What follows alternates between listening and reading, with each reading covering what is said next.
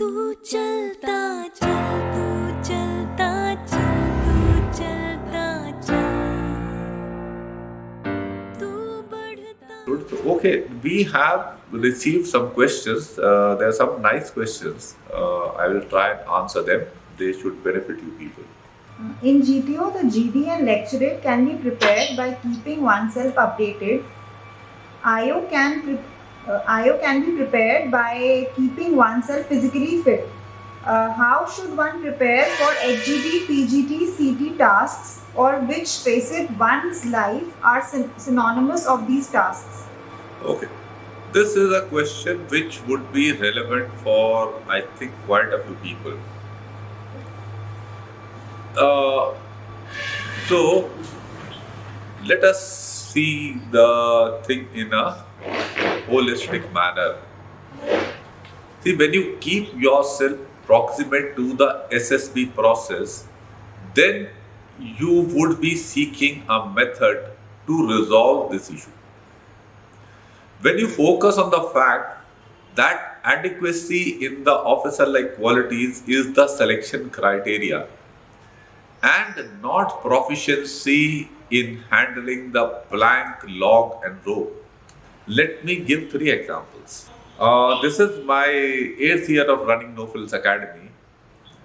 I remember only one student till date who I had no advice to offer as regards his SRT responses. He had been involved in his family transportation business since school days and was a state level sports person. He never called me or spoke to me after 1 week, and I have no track of him, though he's a local from Meerut. So, he was the only one who, not one even I had to tell, that this could have been a better response. His responses were as mature as a guy can do. They were matching with my capabilities.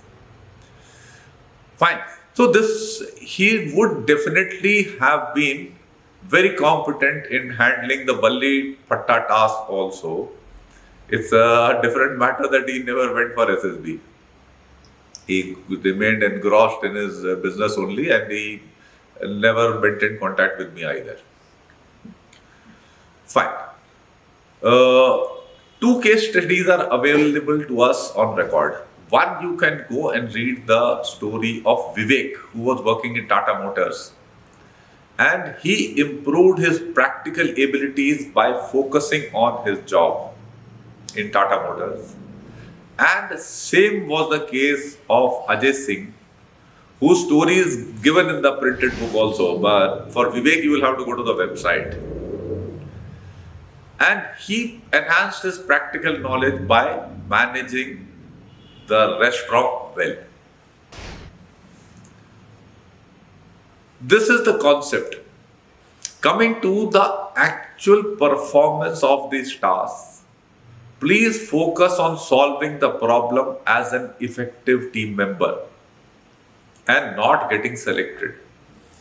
If you have good ideas, then give them. If you do not, then help the group harness the good ideas. You see, there are a lot of, group dynamics itself plays a very important role. You may have, or you may be a one person who is quite good in his practical sense, and reasoning ability is pretty of a high order. But it may so happen that in your group only, you have 2 members who are very good, who are better than you. So invariably what would be happening is the ideas will strike to you maybe a shade later than those 2 guys. It does not mean in absolute terms you are not fit for selection. You are still fit for selection. But they happen to be present and they are there in your group. It comes to my mind, in my school I was a discus throw record holder.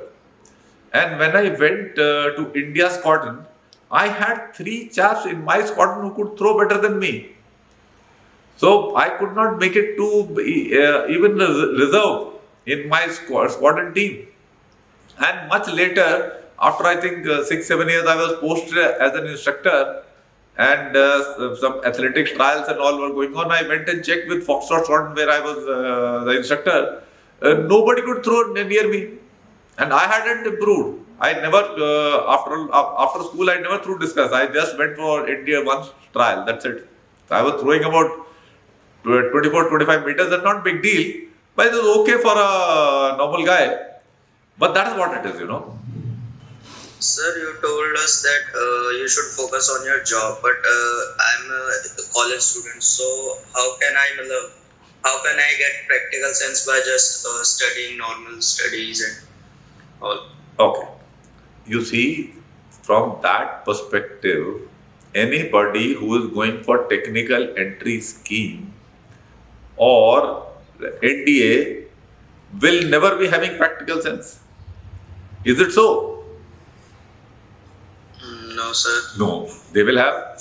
And often I have seen that the NDA candidates are the best overall, generally in SSB. Generally, that's a broad statement. Don't take it that I am being biased. But generally, that's the experience I have. Now, thing is that a person who is going for after 12th class, he is also exposed to routine life. He is facing problems at home. He is facing situations in his school. Those staying in hostel are facing more challenges. They have better avenues of developing leadership qualities, which for a day scholar is lesser. So all these opportunities are arising. So normally what would happen is that a person, there is a lot of positive correlation between a person's academic abilities and his practical sense, because it is very odd that you may have a person who is theoretically very good and as far as the practical application comes, he is very bad. It doesn't happen that way. So this person would be solving these practical things also fairly well, and he should be able to handle the Balli Patta things also well. So the crux what I am driving at is that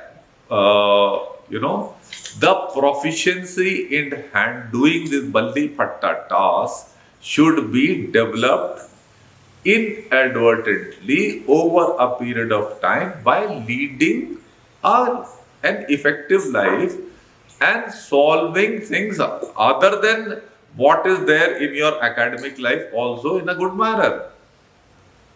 Fine? So that is how it is. Just by trying to, practicing knots and trying to get into this, trying to find out solutions to all possibilities of these PGTs, HGTs and all that is not a very good idea as per me. Fine? Okay, sir, understood. Yeah. Okay, next question is, many SSB academies are aligning to your mentality of focusing on inner self. However, in online learning, Physical learning should be better if development can be over the required period of time. If a coaching academy can guide students for over 2, 3 months under supervision and focus on personality development and not SSB, then the system would be superior to the one that No Frills Academy offers. The system should also be focused on development of an individual's independence rather than keeping him or her dependent. If somebody has come up with such an idea and he or she is implementing it, then I will just salute that person. Is anyone doing that? No, sir. That is the thing. If that can be done, you see, in this problem comes individuals handling, see, I will tell you, we have, I have been involved since a very young age, I have been training boxers since the age of about 21, 22. thereafter training shooters. I've been involved in this system, and we had boxers. Shooting is, of course, little bit different. Boxing will have people with different styles. So, to each person, you have to guide as per his style and as per his mentality, which is the same outlook I have with my students. I don't guide you as, one size fit all. This is totally different for each individual. So, I do not know because generally I have seen the defense services mind is used to not a very democratic way of functioning. Our society is not very democratic, and the elder and senior people are not that much open to ideas. So a tendency would be there to just tell, no, this is the template, just do like this, and with very little discussions whether some improvements are possible. A student may have a better idea than what the instructor is suggesting, which generally doesn't is not the natural grain of the defense services society. So I feel that this grain would be common to the coaching academies also. After all, the people who are running these academies, they are coming from the culture in which I have been a part.